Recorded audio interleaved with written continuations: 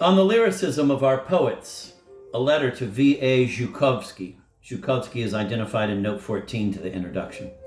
Let us speak a little of the article on which a sentence of death has been pronounced, that is, the article entitled On the Lyricism of Our Poets. This is footnote number 1. Evidently, Gogol had sent Zhukovsky an earlier version of this article, which Zhukovsky had criticized severely.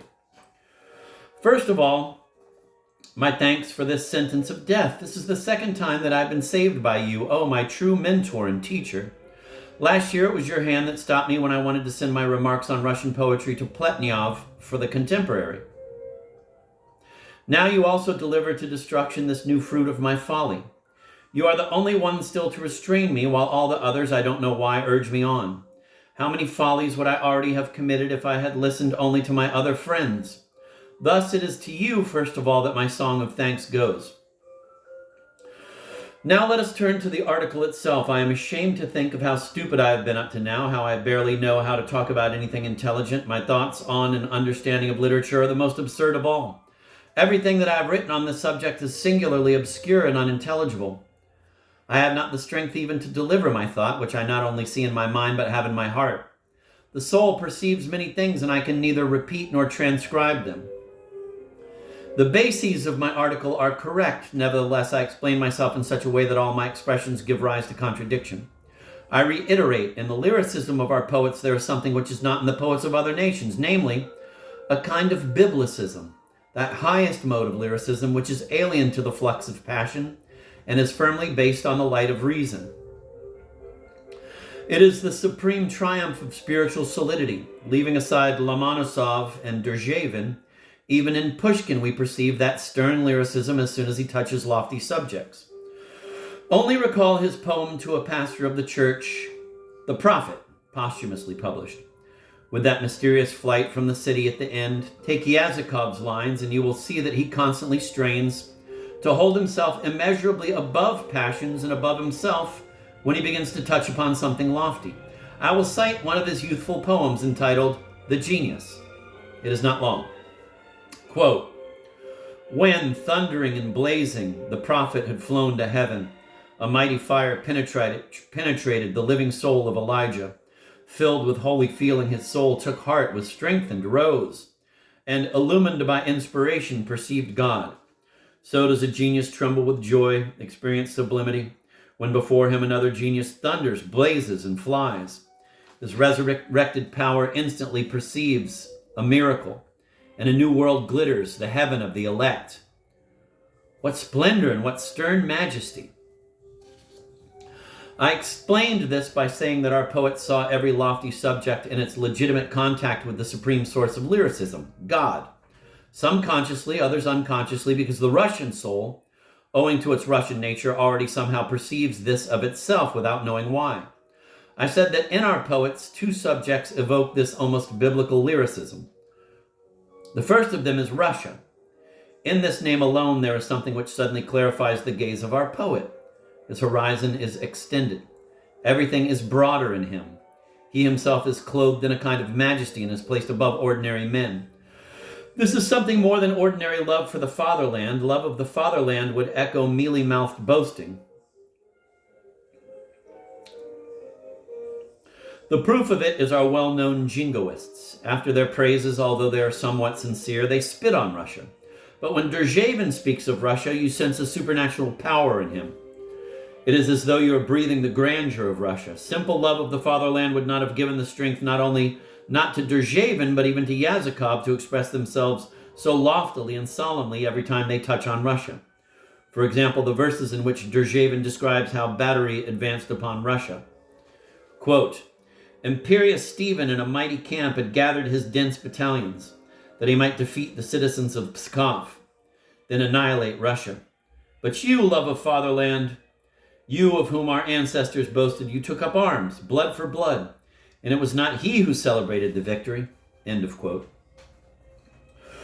This sober, heroic power, which at times is united to an involuntary need to prophesy about Russia, is born of an involuntary contact of thought with that supreme providence which is so manifestly perceived in the fate of our fatherland.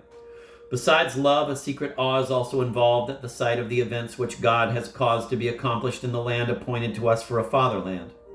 A glimpse of a beautiful new edifice which for the moment is not clearly revealed to everyone, and which can only be heard by the all-hearing ear of the poet or by a religious spirit which can discern the fruit and the seed. Now others are beginning to perceive this little by little, but they express themselves so unclearly that their words seem insane. You are wrong to think that the young people of today, raving about Slavic origins and prophesying the future of Russia, are following a kind of modish fad. They do not know how to ripen their thoughts in their heads. They hasten to announce them to the world without being aware that their thoughts are still silly, childish, that is all. Among the Hebrew people, 400 prophets suddenly began to prophesy. Only one among them was chosen by God, he whose phrases were entered in the holy book of the Hebrew people. All the others probably spoke superfluously, but he did not perceive less vaguely and obscurely the same things that the elect knew how to say sensibly and clearly. Otherwise, the people would have beaten them with stones. Why are neither France nor England or Germany infected by this fad? Why do they not prophesy about themselves? Why is Russia the only one to prophesy? Because more strongly than the others does it feel the hand of God in all which has been visited upon her, and it scents the approach of a new kingdom. That is why the accent of our poets is biblical. And this is what there cannot be in the poets of other nations, as strongly as they may love their motherlands and as ardently as they may know how to express that love. And do not argue with me about this, my fine friend.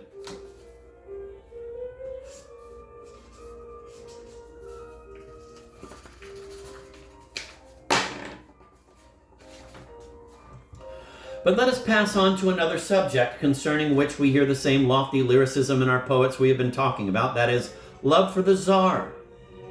Because of the great number of hymns and odes to the Tsar, our poetry from the time of Lomonosov and Derzhavin has been invested with a kind of royal grandeur of expression. The sentiments are sincere, there's no question of that. Only a jester would be capable of thinking for a moment that he sees flattery and the desire to get something in them. And such a supposition would be founded on some insignificant and bad odes of the same poets. But he who has more wit, he who is wiser, will stop before those odes of Derzhavin, in which he outlines a vast realm of beneficent activity for the sovereign, in which he himself, with tears in his eyes, speaks to him of other tears which are ready to flow from the eyes not only of Russians, but even of the brute savages living on the borders of his empire, simply through contact with that mercy and that love which only an all-powerful authority can show to the people.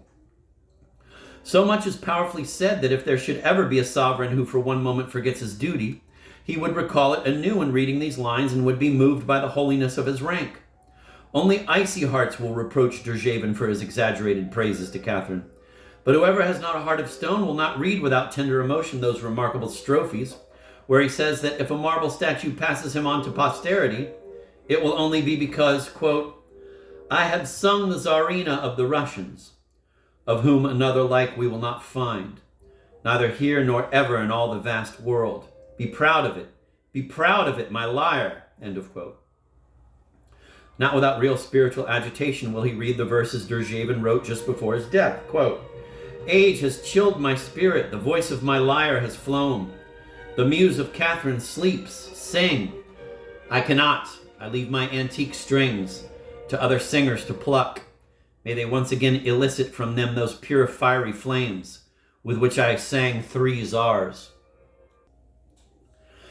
An old man does not lie on the threshold of the grave. All his life he carried this love as something holy, and he bore it into his grave as something holy. But this is not the point. Whence comes this love? That is the question. That all the people in some way feel this sentiment, and therefore the poet, as the purest reflection of the people, should be sensitive to it to the highest degree. This explains only half the matter. A really complete poet does not devote himself to anything he cannot account for without verifying it by the light of his reason.